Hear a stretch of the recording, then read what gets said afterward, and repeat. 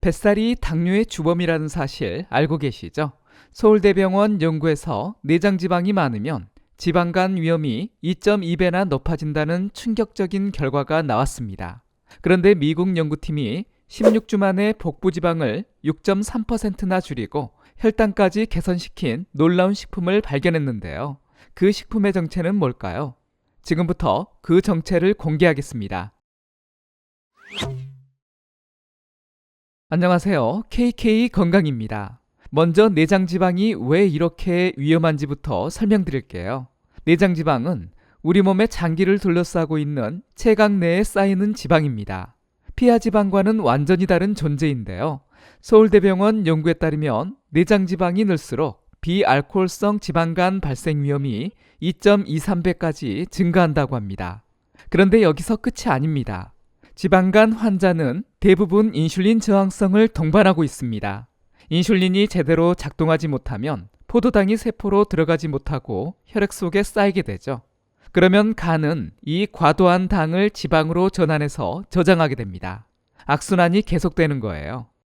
서울대병원 소화기내과의 한 교수는 이렇게 말합니다. 내장지방은 장기와 가까이 위치하고 있고 피하지방보다 분해도 어려워서 대사증후군을 일으키는 주범이라고 말하고 있습니다. 실제로 마른 비만 환자에게 비알코올성 지방간이 동반되면 고혈압, 고지혈증, 당뇨병 같은 합병증 발생 위험이 급격히 높아집니다. 그래서 우리가 내장지방과 지방간을 반드시 관리해야 하는 건데요. 그러려면 식습관이 정말 중요합니다. 오늘 제가 특별히 추천드리는 식품이 있습니다. 바로 홍화씨인데요. 이게 왜 특별한지 지금부터 알아보겠습니다.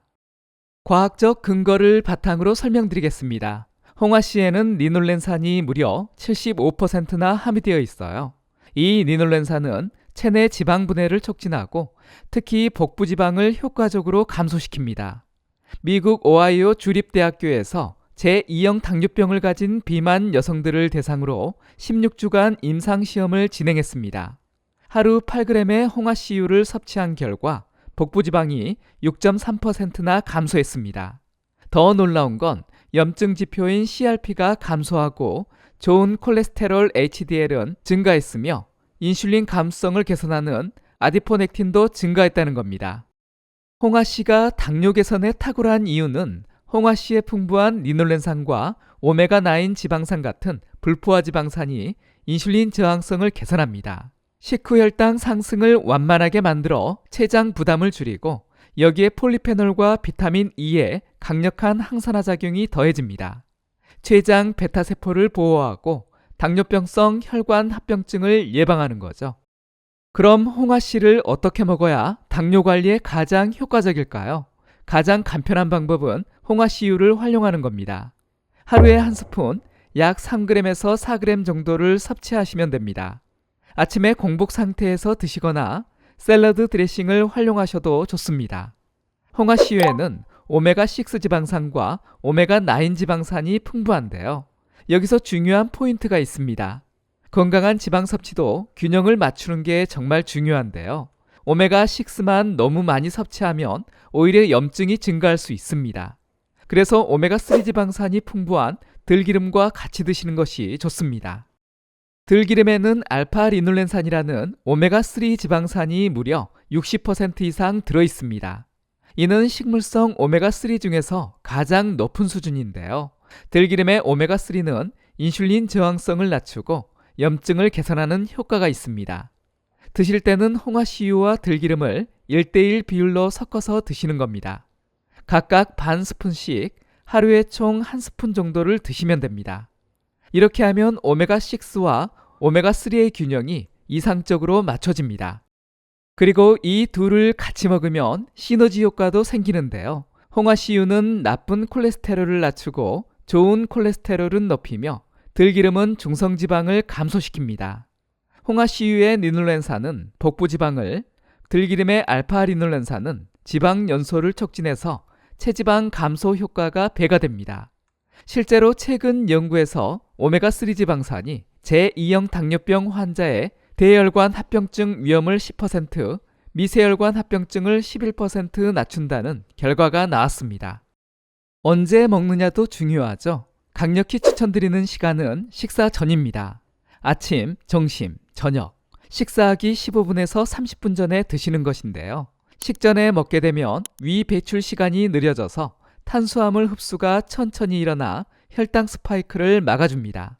또한 세포막의 유동성이 증가해서 인슐린이 더 효과적으로 작용하게 되고 나쁜 지방의 흡수도 억제합니다. 포만감 호르몬인 렙틴이 분비되어 과식도 예방합니다. 특히 아침 식사 전이 가장 효과적입니다. 밤새 공복 상태였던 몸이 처음 받아들이는 영양소가 되면서 하루 종일 혈당과 인슐린 반응을 안정적으로 유지하는 데 도움을 줍니다. 실제로 임상 연구에서도 아침 식전에 불포화 지방산을 섭취한 그룹이 그렇지 않은 그룹보다 하루 평균 혈당이 15% 정도 낮았다는 결과가 있습니다. 홍화씨유뿐만 아니라 다른 형태의 홍화씨도 큰 도움이 되는데요. 먼저 홍화씨차를 소개해 드리겠습니다. 홍화씨차는 기름 성분이 없어서 칼로리 부담이 적고 수용성 영양소를 섭취할 수 있다는 장점이 있습니다. 특히 폴리페놀 같은 항산화 물질이 물에 잘 우러나와서 항염증 효과를 볼 수 있습니다. 만드는 법도 간단한데요. 홍화씨를 프라이팬에 노릇하게 볶은 다음 물 1리터에 홍화씨 20g 정도를 넣고 20분간 끓여주면 고소한 맛이 나면서 보리차처럼 구수해집니다. 하루에 2-3잔 정도 마시면 좋습니다. 홍화씨 가루도 좋은데요. 홍화씨를 볶아서 분말로 만들어 차로도 이용하고 요리에도 사용할 수 있습니다. 이렇게 하면 흡수율도 40%에서 80% 이상으로 크게 높아집니다. 홍화씨의 영양 성분이 특수 지방질로 되어 있어서 그냥 먹으면 흡수가 잘 안 되거든요. 가루로 만들면 세포벽이 파괴되면서 영양소 흡수가 더 좋아집니다. 홍화씨가 아무리 좋아도 주의해야 할 점들이 있습니다. 역시 과다 섭취는 좋지 않겠죠. 홍화씨유와 들기름을 합쳐서 하루 8g에서 10g을 넘지 말아야 합니다. 출혈 경향이 있거나 항응고제 복용 중인 분, 담석증 환자, 국학과 알레르기가 있는 분은 섭취를 피해 주시고요. 임산부와 수유부도 주의가 필요합니다. 당뇨약 복용 중이라면 저혈당에 주의하면서 섭취하는 것이 좋습니다. 무엇보다 홍화씨는 보조적인 수단입니다. 균형 잡힌 식단, 규칙적인 운동과 함께 활용할 때 최상의 효과를 볼 수 있습니다. 오늘 홍화씨가 과학적으로 입증된 당뇨와 내장지방 관리에 강력한 도움이라는 걸 알게 되셨죠? 핵심을 정리하면 홍화씨유와 들기름을 1:1로 섞어서 하루 1스푼, 식사 30분 전에 드시면 됩니다. 홍화씨 차와 홍화씨 가루도 좋으니까요. 꾸준히 섭취만 해도 공복혈당 감소, 당화 혈색 속에선 복부지방 6.3% 감소라는 놀라운 결과를 얻을 수 있습니다. 이번 영상이 도움이 되셨다면 다른 분들에게도 공유해 주시고요. 구독하기, 좋아요 눌러주세요. 감사합니다.